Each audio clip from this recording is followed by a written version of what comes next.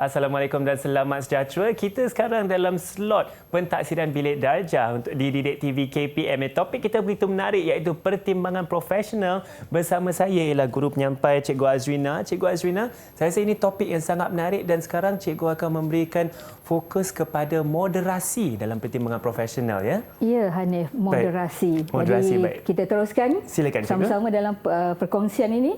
Apa itu moderasi?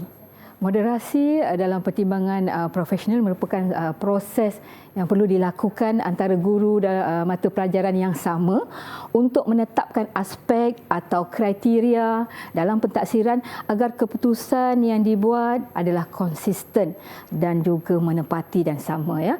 Jadi dalam moderasi itu apa yang berlaku sebenarnya, ya? Dalam moderasi adalah proses penetapan aspek atau kriteria dalam pentaksiran, dan dalam proses moderasi ini guru-guru kita akan berkongsi pengalaman, pengetahuan mereka, pemahaman kurikulum, ya, yang merujuk kepada standard kandungan, standard pembelajaran, standard prestasi, strategi pengajaran mereka serta pentaksiran bagi melaksanakan pertimbangan profesional itu sendiri. Jadi proses ini melibatkan untuk guru-guru membuat keputusan yang konsisten dalam mentaksir tahap penguasaan anak didik kita, murid-murid kita. Jadi kalau kita lihat, ya, dan juga apa yang sedang berlaku, ya, di sekolah, proses moderasi ini berlangsung, ya, guru-guru melaksanakan perbincangan di antara mereka, dan di sinilah wujudnya komuniti pembelajaran profesional atau PLC dalam memantapkan lagi pemahaman, memantapkan lagi pentaksiran itu agar benar-benar berkualiti dan juga berkesan. Baik, melihat kepada moderasi itu, tujuan moderasi dilaksanakan, ya. Yang pertama, bagi memastikan pertimbangan profesional yang dibuat itu adil, konsisten, sah dan boleh dipercayai. Yang kedua, akan meningkatkan sendiri komunikasi profesional dalam kalangan guru, dalam mata pelajaran dan juga dalam institusi sekolah itu sendiri.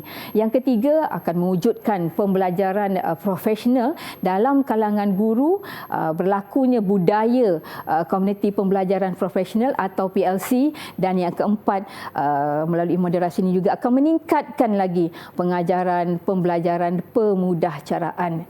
Jadi moderasi ini kita lihat akan melibatkan perbincangan, penyelarasan dan persetujuan sesama rakan sejawat, ya, dalam panitia atau mata pelajaran yang sama.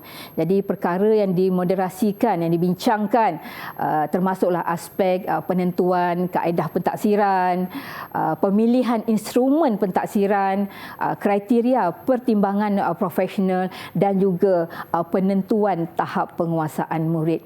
Jadi dalam moderasi ini kita ada model ataupun kaedah yang cikgu-cikgu boleh gunakan, ya, selalunya cikgu-cikgu gunakan, dan cikgu-cikgu sebenarnya boleh menggabungkan beberapa model atau kaedah yang difikirkan bersesuaian, ya. Jadi kita lihat kepada model atau kaedah yang pertama, iaitu kalibrasi, di mana beberapa sampel hasil kerja murid ditaksir dahulu secara sendirian oleh guru, kemudian guru bawa, ya, guru kemudian berbincang, melaksanakan moderasi tentang pertimbangan yang telah dilakukan. Jadi tujuan kalibrasi ini ialah untuk mendapatkan persetujuan dan pemahaman yang sama terhadap standard atau pertimbangan. Yang kedua, model ataupun kaedahnya ialah persidangan. Hasil kerja murid ditaksir secara sendirian oleh guru. Kemudian beberapa sampel, ya, hasil kerja murid yang mewakili pelbagai tahap penguasaan. Kita tahu kita ada pembelajaran terbeza dan sebagainya, dipilih secara kolaboratif dan dibincangkan semasa dilakukan moderasi. Jadi tujuan kaedah ini ialah untuk mendapatkan persetujuan, ya, dan pemahaman yang sama dalam memberian tahap penguasaan tersebut. Jadi Jadi model ataupun kaedah yang ketiga ialah merujuk pakar. Guru melakukan pentaksiran kepada murid masing-masing. Hasil pentaksiran diserahkan kepada pakar untuk mendapatkan maklum balas sama ada guru telah menterjemah dan menggunakan standard seperti yang dihasratkan. Jadi untuk satu pertimbangan profesional yang boleh dipercayai, murid harus diberi peluang yang mencukupi bagi menunjukkan apa yang telah mereka pelajari, dan guru harus mengumpul hasil kerja yang secukupnya bagi mendapat gambaran yang menyeluruh bagi membolehkan membuat pertimbangan terhadap seseorang murid. Percayalah, kecemerlangan dan kemenjadian murid itu memang bertitik tolak daripada pentaksiran bilik darjah. Dan mengapa pertimbangan profesional itu dilaksanakan? Akal tak sekali datang, runding tak sekali tiba. Sentiasalah berbincang untuk mendapat satu keputusan agar pentaksiran bilik darjah yang kita lakukan benar-benar berkesan dan berkualiti. Ya, Hanif?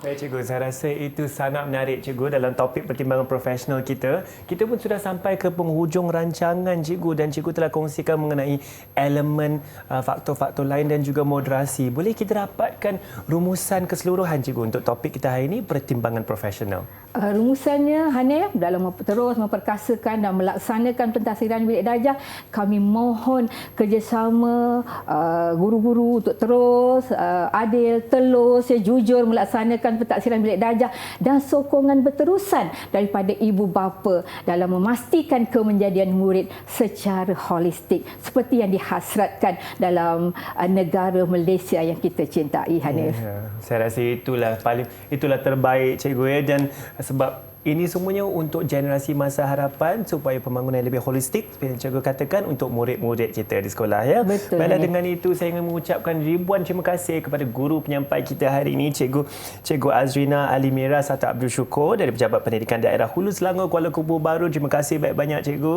Ya, dan saya rasa banyak yang kita belajar sama-sama, dan juga juru bahasa isyarat kita iaitu Cikgu Azliana Mashuri dari Sekolah Kebangsaan Pendidikan Khas Jalan Batu, Kuala Lumpur. Terima kasih, Cikgu Azlina. Dan kepada anda semua di rumah, saya pasti banyak yang telah anda belajar hari ini dan mesti banyak lagi anda nak belajar, kan? Teruskan bersama kami di Didik TV KPM.